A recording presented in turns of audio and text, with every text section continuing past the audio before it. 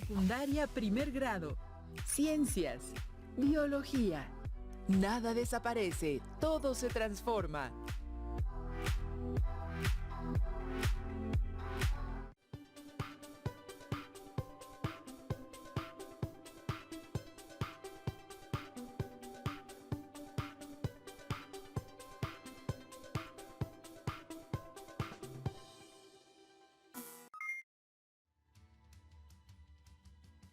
Alumnas y alumnos, bienvenidas y bienvenidos. Me da mucho gusto verlos nuevamente. Espero se encuentren muy bien. Soy la profesora Brenda Ramírez. Yo soy la profesora Ana Gabriela Martínez y comenzaremos a trabajar un nuevo aprendizaje esperado. Representa las transformaciones de la energía en los ecosistemas, en función de la fuente primaria y las cadenas tróficas. Y para ello hablaremos de las relaciones que establecen los seres vivos con los factores abióticos en el propósito, identificar ciclos biogeoquímicos en los ecosistemas, agua, azufre y carbono. La sesión de hoy se titula Nada desaparece, todo se transforma. Así que, iniciemos. Sus apuntes de biología, así como su conocimiento, está creciendo cada vez más. Y para no perder ni un solo dato interesante, recuerden que deben tener a la mano cuaderno, lápiz o bolígrafo, libro de texto de ciencias, biología y toda su atención puesta en la sesión. No olviden registrar el término de esta sesión en su abecedario biológico. Más adelante aparecerá el término de hoy para que puedan incluirlo. Pongan mucha atención. Oiga, maestra Brenda, ¿qué se puede explicar con esta imagen del universo?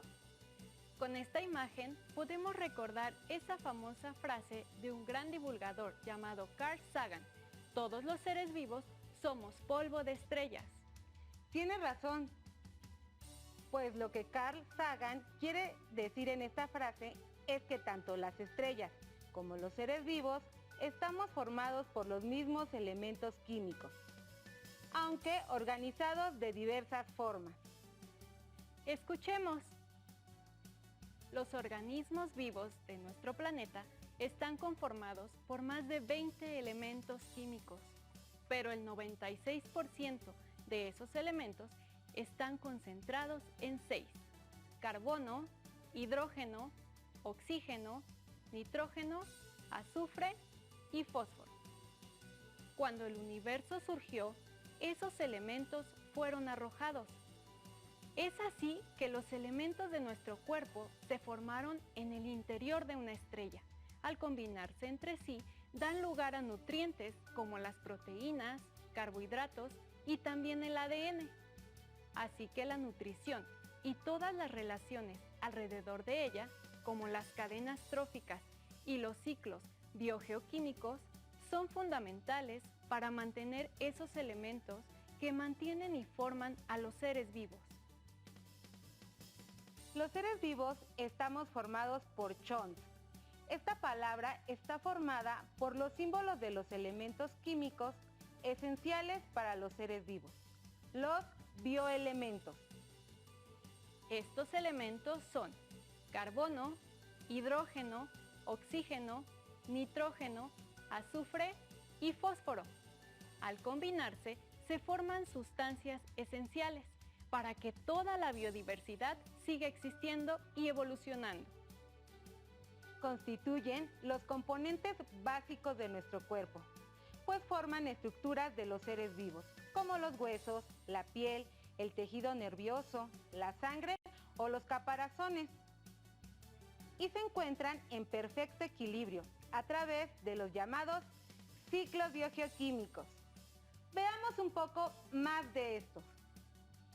Los ciclos biogeoquímicos se denominan así porque incluyen 3 categorías. Biológica, incluye a los seres vivos de los 5 reinos. Geológica, porque incluyen factores abióticos, que son los factores no vivos, como el suelo y el agua. Y químicas, porque los elementos que los forman se transforman a lo largo de todo el ciclo, desde el medio ambiente hacia los organismos y luego a la inversa. Esto favorece que la materia y la energía se transfieran a través de los ecosistemas. Debido a los ciclos biogeoquímicos, los elementos se encuentran disponibles para ser usados una y otra vez por los organismos, además de que todos se encuentran en equilibrio dinámico gracias a las cadenas tróficas, también conocidas como cadenas alimenticias, que constituyen las relaciones que forman los seres vivos al nutrirse, desde las plantas, los herbívoros que se las comen, los carnívoros y así sucesivamente, hasta los descomponedores, desintegradores o reintegradores. El primer ciclo que revisaremos es el ciclo del agua. Como les mencionamos anteriormente, nada desaparece, todo se transforma. Esto queda claro cada vez que llueve o nieva en las diferentes partes del país. Al final, el agua siempre se transforma en sus diferentes estados. Para poder observar estos diferentes cambios, representaremos el ciclo del agua en un frasco. Este frasco representa a los ríos, los mares, lagunas y hasta charcos o cúmulos de nieve. Tanto a gran escala en el planeta como a pequeña, en el frasco el calor producirá cambio de estado del agua, haciéndola pasar de líquida a gaseosa. En este caso, hervimos previamente el agua para que vean el cambio de estado. A este paso del ciclo del agua o ciclo hidrológico se le llama evaporación. El vapor sube hacia la atmósfera, pero queda atrapado en ella, evitando que salga del planeta. Para representar a la atmósfera que atrapa el vapor de agua, vamos a poner este plástico.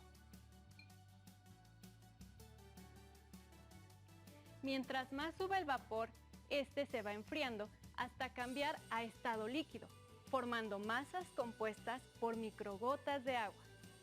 Si sube demasiado, entonces esas gotas se congelan, formando cristales de nieve. A esta parte del ciclo se le llama condensación. Y vamos a representar este proceso con este material.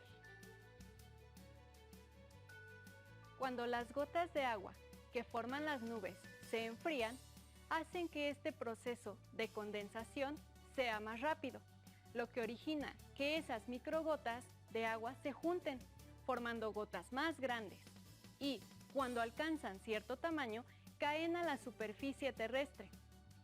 Este proceso del ciclo hidrológico es llamado precipitación, y esa precipitación puede ser sólida, formando la nieve, o líquida, que es la que todos conocemos en México, aunque sabemos que en algunas partes de nuestro país nieva. Ya vimos en sesiones anteriores que no toda el agua de lluvia se queda en la superficie, sino que hay una porción de ella que alcanza el suelo, penetra a través de sus poros y pasa a ser subterránea. Esta parte del ciclo se denomina filtración. Y pareciera que este ciclo no tiene nada que ver con los seres vivos, pero esto no es así.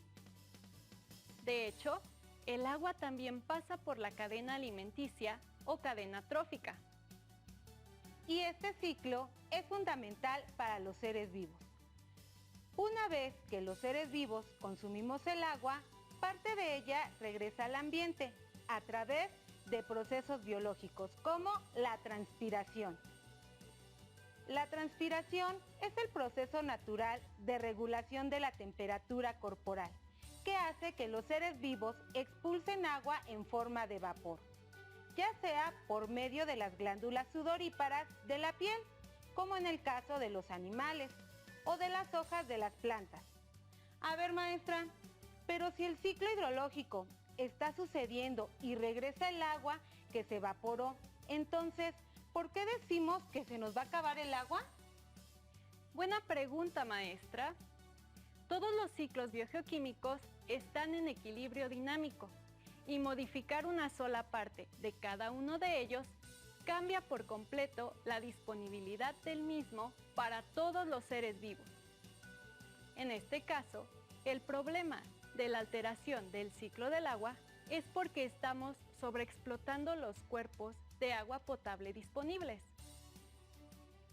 Y es que sabemos que hay que proteger ríos, lagos y lagunas, pero alterar la biodiversidad también afecta a este ciclo. Y como vimos, sobreexplotar a las plantas puede afectar el ciclo del agua, pues las plantas favorecen que se sigan teniendo lluvias y que haya agua disponible para todos los seres vivos. Como en esta planta que tenemos aquí. Miren, le pusimos una bolsa de plástico para evitar que ese vapor de agua se escape y permanezca en la bolsa. Así que observamos que se produjo una representación miniatura del ciclo del agua. Toda el agua que se evapora, tanto de los cuerpos de agua como de la transpiración de las plantas, entre otros, al entrar en contacto con las sustancias que hay disueltas en el aire, se mezclan con ellas. Y cuando hay contaminación ambiental, se forman nubes que, al enfriarse, dan paso a un fenómeno conocido como lluvia ácida. En la acidez de la lluvia participa un elemento que también forma parte de un ciclo biogeoquímico, el azufre. Y, aunque la mayoría de nosotros, al pensar en azufre, nos imaginamos fuego, calor o volcanes, el azufre en realidad es uno de los elementos más importantes para la vida. Efectivamente, maestra. En la naturaleza, el azufre se ve como en esta imagen. Pero en el cuerpo de los seres vivos forma parte de las proteínas. Las proteínas son útiles para estar nutridos y también forman parte de diversas estructuras de los seres vivos. Sí, como el esqueleto externo de las arañas y el caparazón de las tortugas.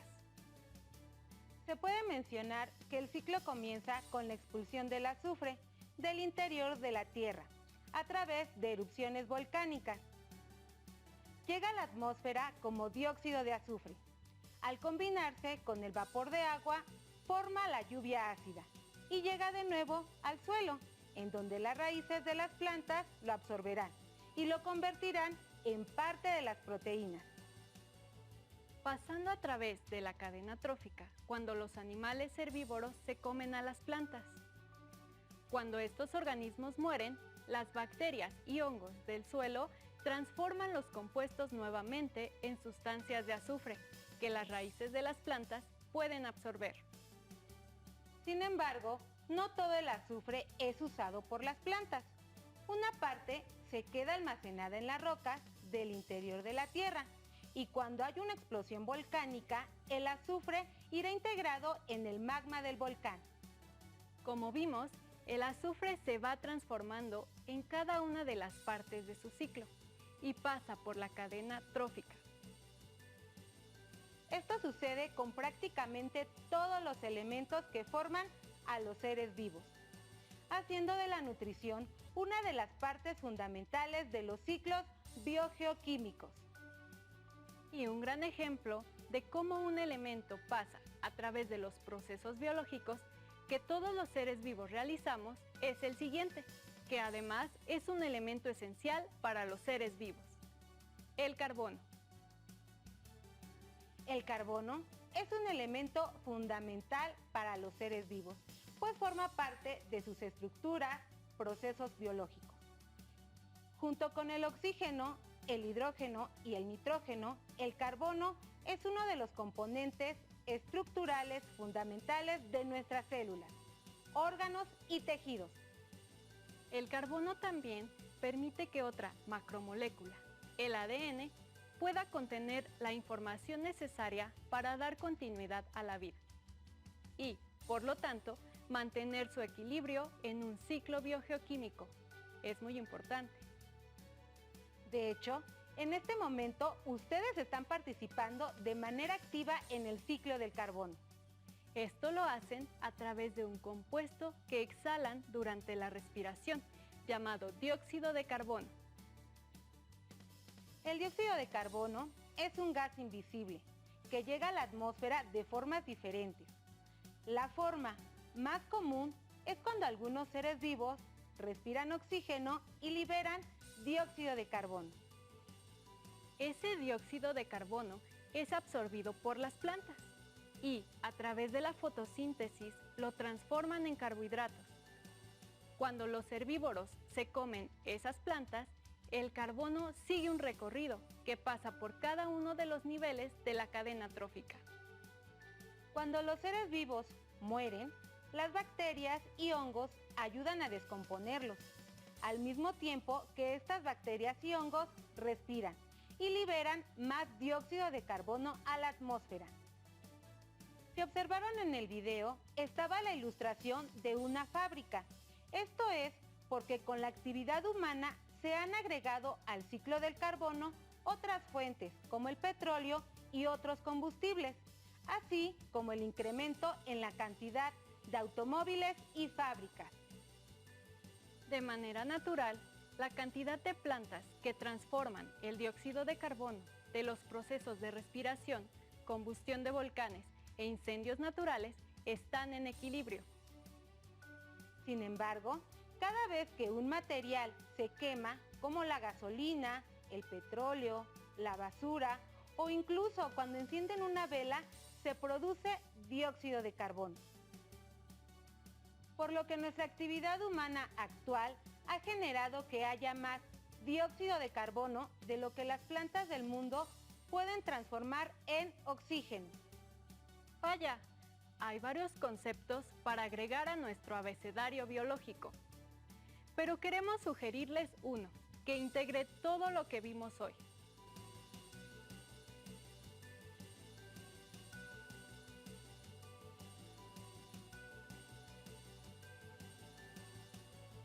¿Ya la identificaron?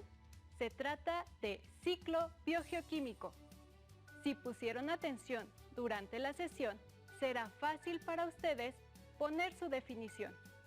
Recuerden que pueden apoyarse en su libro de texto para poder agregar su significado.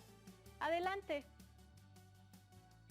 Todos los seres vivos y nuestros componentes están en constante transformación en la naturaleza. Estas transformaciones se llevan a cabo a través de ciclos biogeoquímicos que involucran en sus procesos tanto a los seres vivos como a los factores abióticos. Los ciclos que vimos el día de hoy fueron del agua, del azufre y del carbono. Y es necesario que estos tres ciclos se mantengan en equilibrio dinámico en los ecosistemas. Esto se logra con la participación de cada ser vivo del planeta. Ahora los reto. Elaboren un dibujo de cada uno de los ciclos que vimos. Abarquen toda la hoja de su cuaderno. Y con base en sus dibujos, reflexionen sobre esta pregunta. ¿En qué punto coinciden los elementos de cada ciclo? ¿Y qué pasaría si quitamos uno de los elementos de alguno de estos ciclos? Compartan sus respuestas con su maestro o maestra. Ahora daremos lectura al siguiente artículo. El agua como recurso, de la autora Marisa Massari.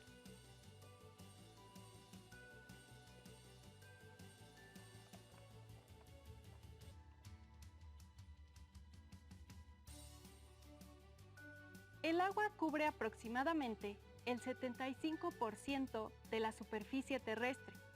Es fundamental para los procesos, tanto ambientales como sociales, e indispensable para el surgimiento y desarrollo de la vida. En la actualidad, estamos alterando los sistemas acuáticos a un ritmo acelerado y enfrentamos gravísimos problemas relacionados con el uso y mantenimiento de este valioso recurso. Cantidad y calidad. La cantidad de agua con la que contamos en la Tierra no aumenta ni disminuye, pero la población humana sí ha crecido drásticamente y por lo tanto ha crecido también la necesidad que tenemos de este recurso. Además, Si bien la cantidad de agua es constante, no lo es la forma en que se distribuye en el tiempo.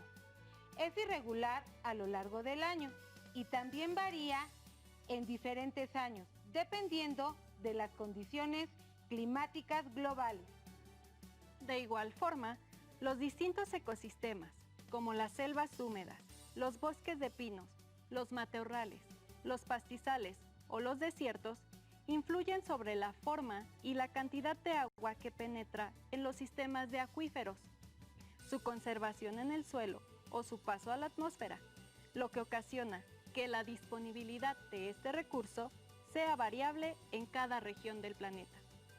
Además de la distribución geográfica y temporal, la calidad del agua es otro factor a considerar, ya que una parte importante del total de agua dulce con el que contamos resulta inutilizable debido a que lo hemos modificado al contaminar los sistemas acuáticos con una gran diversidad de sustancias como metales, grasas, aceites, derivados de combustibles, disolventes industriales, así como miles de tipos de microorganismos. Es importante considerar que aún si se cuenta con la cantidad de agua necesaria, esta puede no cumplir con ciertas condiciones que permitan un uso adecuado. Es diferente un agua para uso y consumo humano de la que se utilizará para riego o la destinada al cultivo de organismos acuáticos, generación de energía eléctrica o para uso industrial. El problema en algunas zonas es que la misma agua se aplica a cualquier uso, sin tener en cuenta su calidad, lo que provoca serios problemas. Los relacionados con aspectos de salud son de suma importancia, pero también lo son los que están provocando cambios en su mayoría irreversibles en los ecosistemas del planeta. Cuando se hace referencia a la calidad del agua, es necesario puntualizar qué tipo de sustancia contiene, ya sea suspendida o disuelta, como sales, metales, hidrocarburos, plaguicidas, entre otros, o bien de qué organismo se trata, como virus, bacterias, parásitos, etc. Y en qué concentración o cantidad se encuentra, para entender la alteración del agua o del sistema acuático, y qué tan seria, reversible o irreversible es. Qué interesante, ¿verdad? Si gustan, pueden leer el artículo completo en internet. Solo coloquen en el buscador el agua como recurso y les aparecerá. Y a continuación, les invitamos a que pongan mucha atención al siguiente video.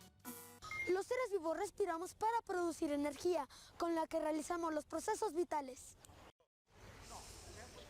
Al inhalar, llenamos los pulmones de aire que contienen en su mayor parte nitrógeno y oxígeno, así como pequeñas cantidades de dióxido de carbono.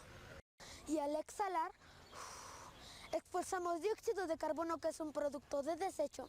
De esta manera, llega a las células el oxígeno necesario para que se realice la respiración, con la que se obtiene la energía. El carbono es un elemento primordial de la estructura de los organismos, pues estamos formados en gran medida por este elemento. Quizá te sorprenda saber que el carbono que hay en tu cuerpo existe desde hace millones de años en el planeta Tierra. Cuando un organismo muere, el carbono que lo integra regresa al suelo y es reutilizado por otros seres vivos. El dióxido de carbono es una sustancia de desecho de la respiración de los seres vivos, incluidos los seres humanos, y es vital para que las plantas realicen la fotosíntesis. Las plantas llevan a cabo la fotosíntesis utilizando el dióxido de carbono y el agua para formar glucosa. Como un producto de desecho, se desprende oxígeno. La fotosíntesis y la respiración juegan un papel muy importante en el ciclo del carbono y ambas guardan equilibrio entre sí. Ha llegado el momento de despedirnos. Soy la profesora Brenda Ramírez y me dio mucho gusto estar nuevamente con ustedes. Y yo, la profesora Ana Gabriela Martínez. Y estoy muy contenta de haber platicado con ustedes acerca de un tema tan interesante. Nos vemos en las próximas sesiones. ¡Hasta la próxima!